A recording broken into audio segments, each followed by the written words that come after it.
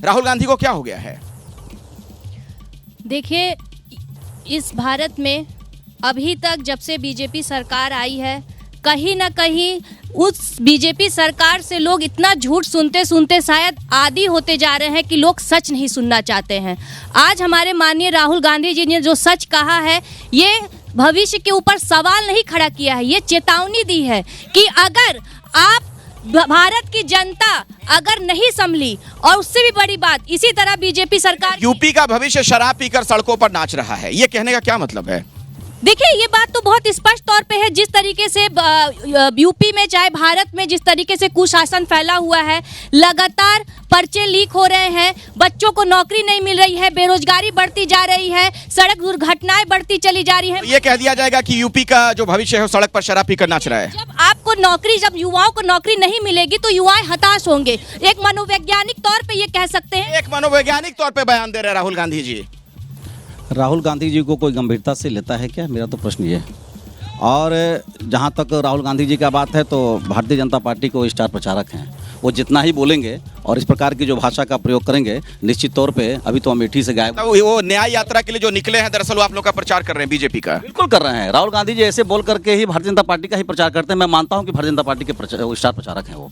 और जिस प्रकार से वो लगातार ऐसी भाषाओं का प्रयोग करते रहते हैं, उन्हें कोई गंभीरता से नहीं लेता। और अमेठी से भी गायब हुए हैं।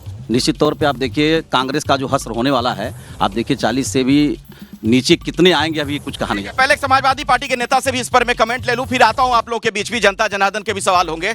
राहुल गांधी का ये बयान कैसा लगा आपको? देखिए, राहुल गांधी जी के बयान पे कांग्रेस की प्रवक्ता अपना पक्ष रख रही हैं।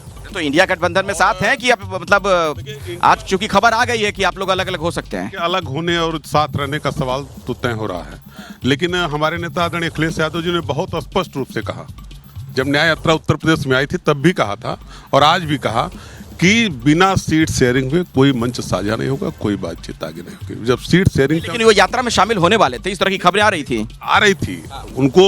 और समाजवादी पार्टी इंडिया अलायंस को मजबूत करना चाहती है, इंडिया अलायंस को आगे बढ़ाना चाहते थे, इसलिए हमारा प्रयास था कि न्याय यात्रा आने से पहले सीट शेयरिंग का फार्मूला तय हो जाए। तो राहें जुदा हो गई? नहीं, राहें बिल्कुल जुदा नहीं है, बातचीत जारी है।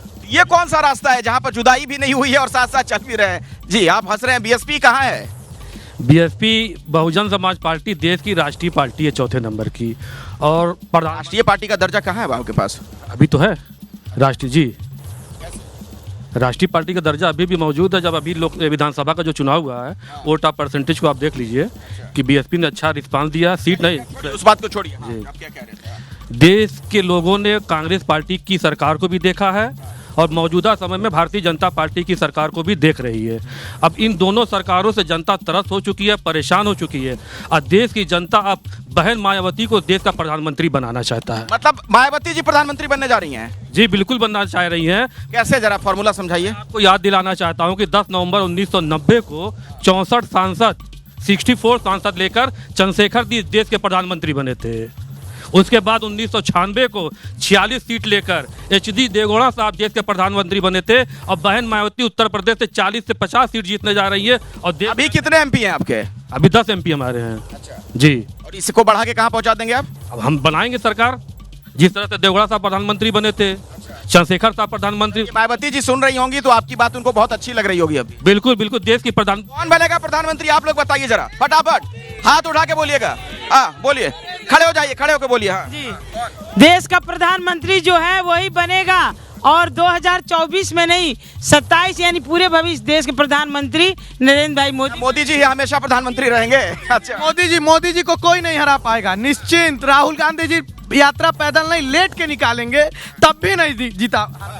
मैं अनु जी से कहना चाहूँगा कि ये कह रही थी कि राहुल जी ने कहा कि भविष्य शराब पीकर सड़कों पे नाच रहा है। ये बैठा हुआ है, कहाँ शराब पी के सड़कों पे कौन नाच रहा है? सब यूपी के भविष्य है।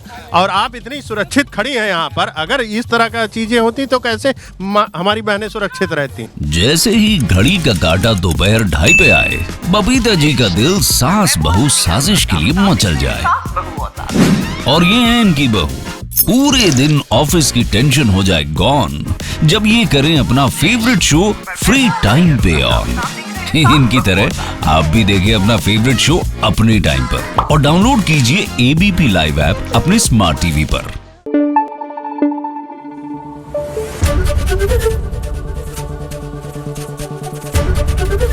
एबीपी न्यूज आपको रखे आगे।